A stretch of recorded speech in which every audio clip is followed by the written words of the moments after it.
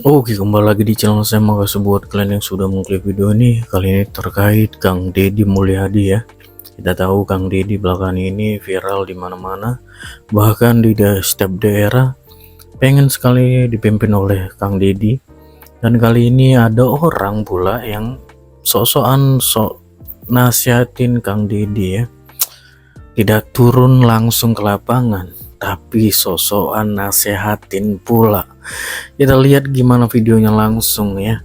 Sebelum kita ke videonya, bantu ikuti dulu ini Facebook saya. Kalian boleh ke Facebook dan klik nama saya, Renaldi SB. Ya, ikuti dulu, yang belum ikuti itu gratis kok. Tidak tunggu lama, kita ke videonya langsung. Let's go. Genitnya Pak Deddy Mulyadi di dalam memanfaatkan jabatannya sampai orang-orang dipermalukan. Begini, pelayan publik yang melakukan pelanggaran aturan, diduga melakukan pelanggaran aturan, tegur dulu secara lisan, tegur secara tertulis, panggil dia berkomunikasi langsung dengan atasannya, minta atasannya untuk berkomunikasi langsung, dan atasannya itu bukan Gubernur Jawa Barat, atasannya adalah Bupati Bogor. Sampaikan, kenapa? Minta penjelasan dari yang bersangkutan, sehingga tidak divonis duluan, tetapi ada proses klarifikasi. Nah, ketika terbukti atau membangkang, nah baru kemudian ada sanksi yang diberikan pada yang bersangkutan. Itu poin penting bagi pejabat pelayanan publik dalam berkomunikasi, dalam memperlakukan aparat pelayanan publik itu sendiri. Berikutnya, ini soal etika Pak Deddy Mulyadi maupun para pejabat yang lain. Jangan pernah bangga dengan memarahi orang di tengah umum, apalagi melalui media sosial seperti sekarang ini. Tidak boleh bangga. Justru itu satu kelemahan utama sebagai pimpinan. Figur pimpinan lemah di situ karena menunjukkan kebodohannya, ketidakberetikanya dalam memberikan berkomunikasi dengan aparatnya atau dengan masyarakat. Orang itu kalau dia bersalah atau diduga bersalah, panggil dulu, ajak berkomunikasi. Jadi jangan langsung ditegur, dimaki-maki di depan publik. Itu bukan pemimpin yang baik kalau seperti itu. Jadi di tengah kepopuleran dan kekreatifan Pak Deddy Mulyadi sebagai Gubernur Jawa Barat, yang perlu diatensi secara khusus, diberikan masukan secara khusus, dinasihati secara khusus adalah soal etika dalam berkomunikasi dengan publik. Gitu ya. Jangan sampai juga ini cari sensasi terus gubernur ini. Orang ini cari sensasi terus. Bukan simpati dari masyarakat yang akan diperoleh, tetapi justru kebencian. Assalamualaikum warahmatullahi wabarakatuh. Ya, klarifikasi juga ini atas nama pribadi saya Pak Nandar ya, panggilannya nama asli Nandar. Ini klarifikasi sesuai data yang ada, kita di sini kota yang masuk ke wilayah saya jalur puncak 430 ya, total kita punya bukti. Terus yang terdaftar di sini yang sudah kebagian ada terdaftar di sini. Jadi saya mohon maaf, mungkin itu rekan kita yang ada di lapangan memberikan insentif atau apa aja tanda berterima kasih, itu total nilainya setelah diakumulasi totalnya 11.200.000. Nah, rekan-rekan udah sepakat, kita kembalikan. Dan saya mohon maaf juga karena di situ waktu itu waktunya mendesak, kami tidak ada waktu lagi untuk mendata. Jadi apa adanya yang didata di lapangan yang sehari-hari narik. Ya. Jadi yang tidak terdata, yang tidak kebagian itu tidak ada di lapangan, makanya kami tidak terdata semuanya. Nah, mungkin penyampaian saya sampai di situ mohon maaf, dan saya mohon maaf untuk Dishub, untuk Organda. Saya tidak ada sangkut paut ke masalah Dishub, tidak ada istilahnya ada imbalan ke Dishub, sama sekali tidak ada itu. Makanya perlu kita sekarang saya dipertemukan dengan Bapak Emen, minta klarifikasi seperti itu. Ya, itulah yang saya dapat sampaikan. Hatur nuhun, terima kasih. Bantuan insentif dari pemerintah Provinsi Jawa Barat bagi supir-supir angkot. Pemerintah Kabupaten Bogor, saya selaku Bupati Kabupaten Bogor secara pribadi dan mewakili pemerintah Kabupaten Bogor memohon maaf kepada masyarakat Kabupaten Bogor atas ketidaknyamanan ini. Tapi tentunya kami pemerintah Kabupaten Bogor bersama seluruh jajaran Forum Komunikasi Pimpinan Daerah telah mengambil langkah-langkah sesuai dengan ketentuan peraturan perundang-undangan yang berlaku. Dari beberapa hari yang sebelumnya, kami sudah mengambil langkah, yaitu meminta tim Cyber Pungli Kabupaten Bogor, yang di dalamnya ada Polres Bogor, ada Kejaksaan Negeri Bogor, ada Inspektorat Kabupaten Bogor, untuk menempuh langkah-langkah sesuai ketentuan peraturan perundang-undangan yang berlaku. Sudah kurang lebih ada 9 orang yang dimintai keterangan, ada 4 kepala desa, 1 dari Dinas Perhubungan, dan dari beberapa kelompok organisasi lainnya. Pertama kami sampaikan bahwa dari hasil yang dilaksanakan tim Cyber Pungli, maka insya Allah paling lambat di minggu depan kita akan mendapat sebuah keputusan, mendapat hasil dari proses hukum yang sedang berjalan, maka akan disampaikan kepada kami, pemerintah Kabupaten Bogor, sanksi yang akan diberikan. Apakah pertama sanksi administratif atau ada unsur tindak pidananya? Kalau memang ada unsur tindak pidana, maka ketentuan peraturan perundang-undangan mengatur kita akan menindaklanjuti lebih lanjut kepada Polres Bogor bersama Kejaksaan Negeri Kabupaten Bogor. Jadi tentunya kami pemerintah Kabupaten Bogor tidak ingin mencari riuh di media, tetapi segala hal yang berbau premanisme, kita pun menindaklanjuti kebijakan dari pemerintah pusat, pemerintah provinsi. Kita pun sudah menetapkan peraturan bupati terkait Satgas pemberantasan premanisme di Kabupaten Bogor, maka segala tindak premanisme di Kabupaten Bogor kita akan berantas bersama-sama dengan Forum Komunikasi Pimpinan Daerah Kabupaten Bogor. Mungkin itu rekan-rekan sekalian, dan kami tegaskan bahwa dari Dinas Perhubungan Kabupaten Bogor tidak turut serta dalam pembagian insentif yang diberikan kepada supir angkot di wilayah Puncak. Tetapi kita akan terus dalami, kalaupun ada yang terlibat, maka sesuai dengan ketentuan peraturan perundang-undangan yang berlaku, kita akan mengambil langkah-langkah tegas. Bahkan kalau ada oknum-oknum yang terlibat dari pemerintah Kabupaten Bogor, kami pastikan kita akan copot. Begitu, terima kasih. 9 orang itu ada, gimana? Minggu depan. Nah, nanti paling lambat minggu depan, mudah-mudahan di awal-awal minggu depan, tim dari Cyber Pungli sudah selesai melakukan pendalaman, sudah melakukan beberapa pemeriksaan kepada pihak-pihak tersebut, dan informasinya akan kami sampaikan lebih lanjut kepada rekan-rekan yang lain. Kades itu kades mana aja, Pak? Nanti kami informasikan kades-kadesnya siapa saja, dan tentunya kami akan terbuka kepada publik bahwa ini adalah wujud keseriusan pemerintah Kabupaten Bogor dalam menindak tindakan-tindakan yang bersifat merugikan untuk kepentingan masyarakat. Tetapi kami pun mengapresiasi banyak kepala desa, banyak dari pemerintah desa yang turut serta bekerja baik, bekerja positif membangun Kabupaten Bogor ke depan. Pak, apabila kades itu memang menerbitkan surat tersebut, kira-kira apa tindakannya, Pak? Nah, nanti hasil dari tim Cyber Pungli akan memberikan saran masukan kepada pemerintah daerah, langkah-langkah yang akan diambil.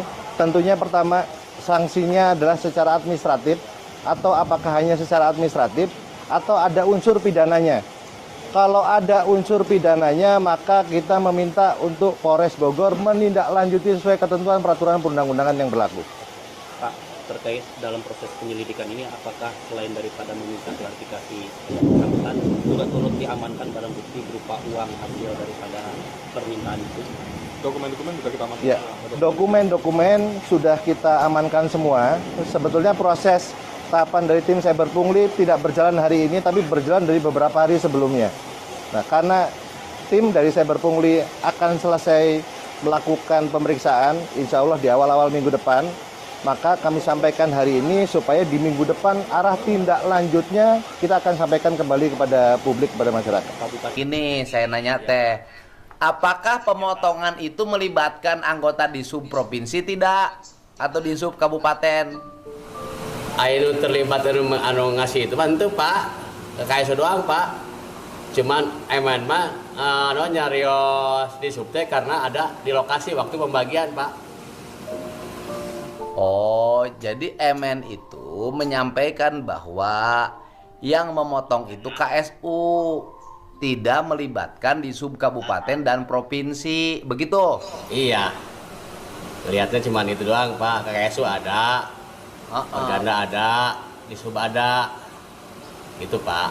Itu waktu pemberian apa pemotongan? Oh, pembagian. Jadi waktu di lokasi pembagian,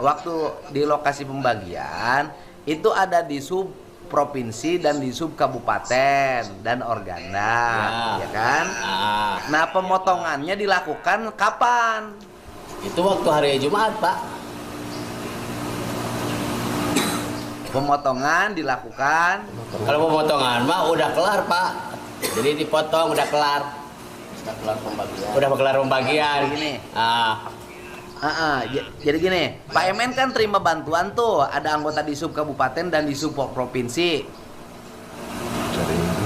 Putus-putus Pak. Pak Emen kan waktu pemberian bantuan itu, insentif itu, ada anggota di sub provinsi, kabupaten dan organda. Ada Pak, ada. Ada. Itu hari apa waktu pembagian? Hari Jumat Pak. Hari Jumat. Iya. Nah, kemudian dilakukan pemotongan oleh KSU kapan? Ada yang di lokasi, ada yang di luar Pak, di luar lokasi. Artinya uang yang sudah diberikan dipinta lagi? Bukan dipinta lagi Pak, kan dia mah kalau MN mah Pak mengutin anak komunitas MN. Banyaknya 20 orang. Nah, MN pintain tuh atas dasar kan disuruh meren. Disuruh yang mintain. Bukan. Tuh MN Ya, mah karena artinya komunitas sok koordinir lah pangmentaan kan gitu Pak. Oh iya, artinya bahwa duitnya geus dibikeun ya ku di sub provinsi, disaksian ku di sub kabupaten. Iya Pak. Disaksian ku organa, kan? Pada hari Jumat. Ya kan? Pada hari Sabtunya, Emen mentaan deui ka barudak gitu. Halo. Siapa Emen? Ya Pak. Ya. Nah, jadi Pak Emen teh nerima uang teh hari apa? Hari Jumat Pak. Yang nerima uang Pak Emen dengan anggota Pak atau Pak Emen aja? Pak MN aja Pak. Soalnya MN mah udah duluan Pak, pulang jam 10 langsung balik Pak. Kalau udah soalnya udah dapat Pak, balik weh. Jadi Pak Emen teh nerima teh dengan Pak Emen sendiri atau dengan anggotanya? Pak MN sendiri Pak. Anggotanya belum dapat. Anggotanya belum dapat. Kalau pas setelah udah dapat kumpul di pos, nah itulah. Sebentar dulu. Anggotanya diberikan kapan? Sama hari itu juga Pak. Oh, hari Jumat juga anggotanya dikasih. Nah, kemudian berarti ya di sub provinsi, di sub kabupaten, organda pada hari Jumat itu menyaksikan pemberian uang. Menyaksikan Pak. Di mana pemberian uangnya? Di Cibinong, di kantor Samsat yang dulu Pak. Oh, di kantor Samsat yang dulu di Cibinong. Cibinong Pak. Ya.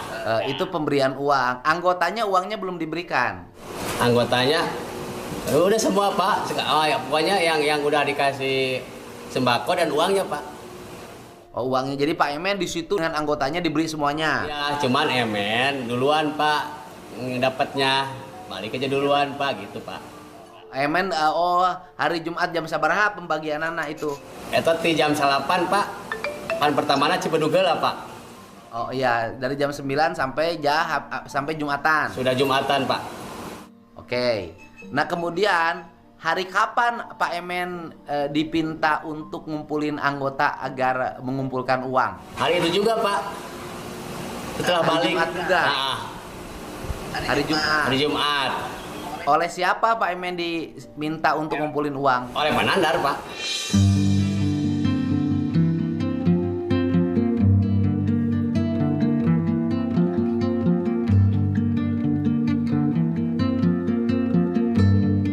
Oleh Panandar. Panandar teh siapa? Itu ketua KKSU.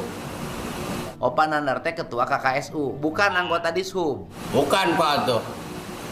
KKSU apa? Kelompok kerja subunit itu di bawah Organda, Pak.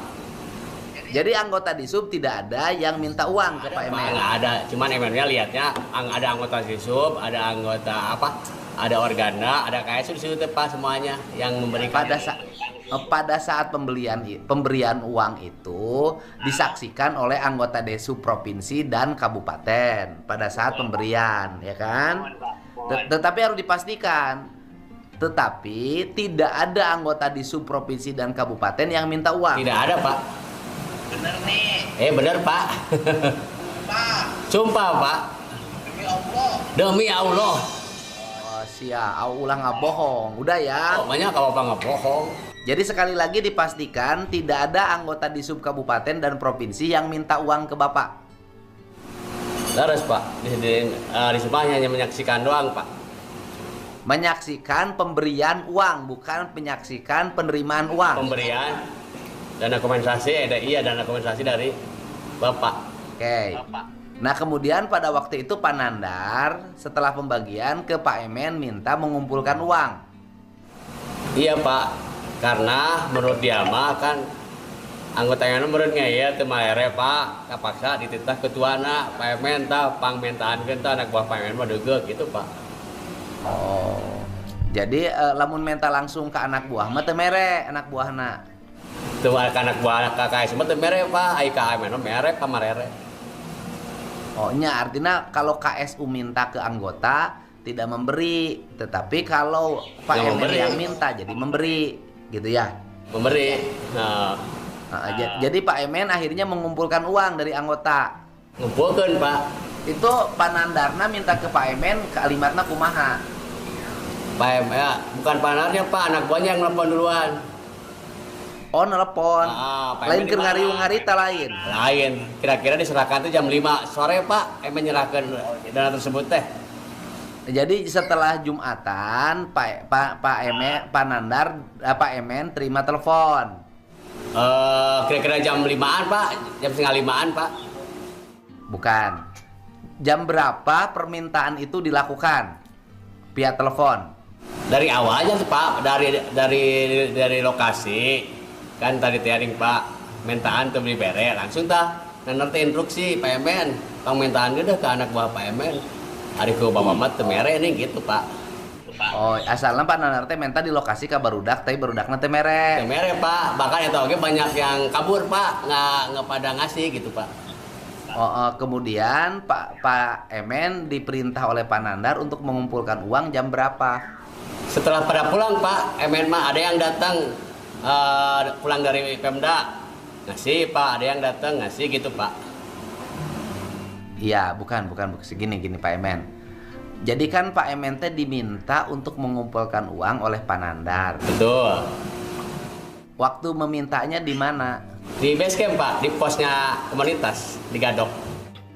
Oh, di pos komunitas di Gadog, kemudian diminta oleh Pak Nandar. Langsung berhadapan. Langsung Pak Panandar yang datang, Pak, ke pos Emen.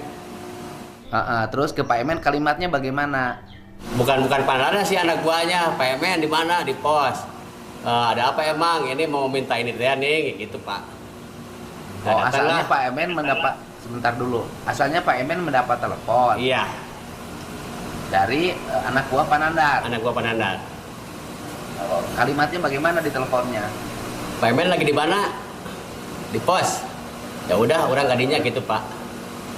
Oke, terus orang kadinya setelah di situ kemudian Pak Nandar minta uang.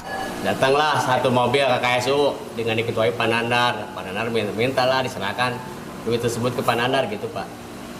Oh, enggak, sebentar. Kalau itu mah kan penyerahan. Iya, penyerahan, Pak. Kemudian meminta untuk mengumpulkan kapan? Kan itu mah menyerahkan uang. Hari itu juga, Pak, di lokasi cobaan nyuruhnya, Pak. Oh, jadi waktu di lokasi Pak Nandar itu meminta ke Pak Emen ngumpulin uang. Gitu Pak. Soalnya sama Pak Nandar sama Pak Nandar sendiri nggak mempan Pak. Oh, waktu itu yang mintanya Pak Nandar langsung. Iya. Setelah itu Pak Emen mengumpulkan anak buah. Iya, yang udah dapat dikumpulin, terus mereka pada nyerahkan Pak karena waktu mau hari Kamisnya Pak kalau nggak salah akan ada bantuan katanya gitu. Sekian, terus sembako sekian. Tapi wayahnya nya gitu Pak. Kemudian pertanyaan saya, kapan Pak Emen mengumpulkan anak buah untuk ngumpulin uang? Hari itu juga Pak, hari Jumat. Hari Jumat setelah pembagian. Hari Jumat kebagian, pokoknya yang mendapatkan langsung pada ngasihin ke Emen Pak, karena ada instruksi. Ya, artinya kan pada waktu pembagian itu Pak Emen oleh Pak Nandar diminta untuk bantuannya untuk mengumpulkan uang dari anggota. Iya betul Pak. Setelah itu Pak Emen mengumpulkan anak buahnya. Iya Pak. Pak Emen mengumpulkan anak buahnya di mana? Di base camp Pak, di pos Emen. Mereka walaupun sudah pada balik lagi. Emang pada ngumpul terus Pak. Jarang ada yang balik kalau di base camp. Oh, di base camp ngumpul, dikumpulkanlah uang per orang berapa? 200.000 Pak. Jadi total Pak Emen mengumpulkan uang di base camp berapa? 4 juta Pak.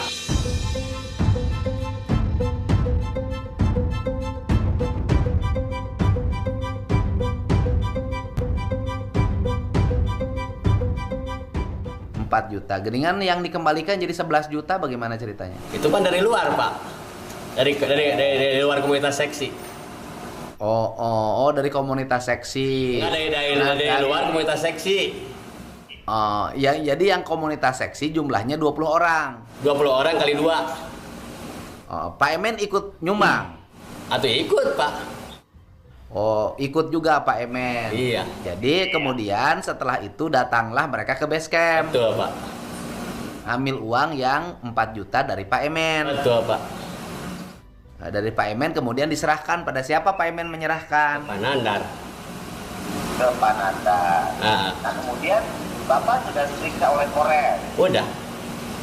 Sudah menyampaikan yang seperti itu. Betul Pak. Udah. Oh, DPAP sudah menyampaikan yang seperti itu. Kan bejakeun Pak, buru-burukeun gitu Pak. Hah? Kenapa? Bejakeun kan buru-burukeun gitu, Emen kesah. Oh iya, ngaranna gede BAP. Nah kemudian begini.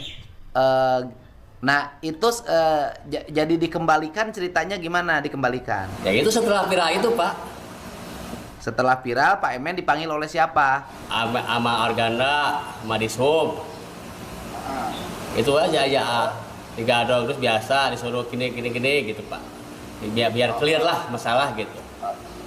Oleh Dishub diarahkan untuk segera uangnya dikembalikan. Ke Panandar. Iya, dari Panandar suruh dibereskan gitu, dikembalikan.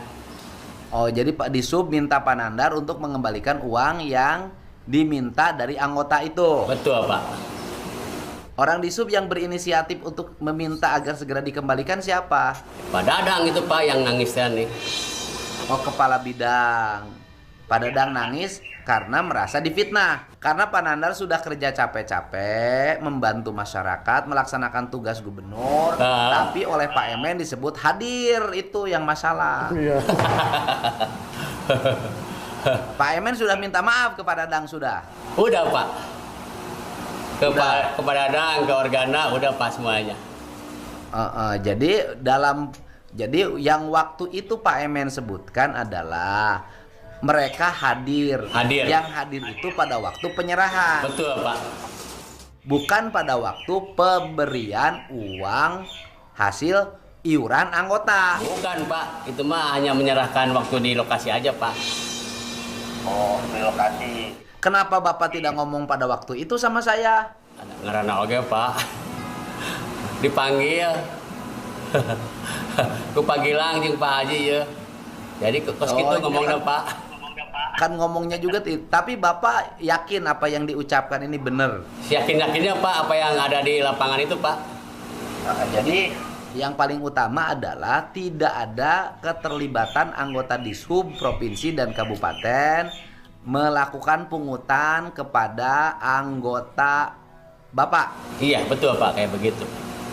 Tidak ada ya, mereka tidak sama sekali terlibat. Tidak ada Pak. Bener ya, sekali lagi. Makanya aku udah sumpah doi Pak. Tadi ngesumpah tadi. Oh benar. Ya sampaikan itu di BAP kepolisian dengan benar. Udah Pak, tinggal sedikit lagi Pak, diterusin Pak. Jangan sampai orang kena fitnah karena salah ucap Bapak. Bener Pak, bener Pak. Siap Pak terus Pak. Bapak sudah minta maaf sama itu Pak Dishub sudah. Udah.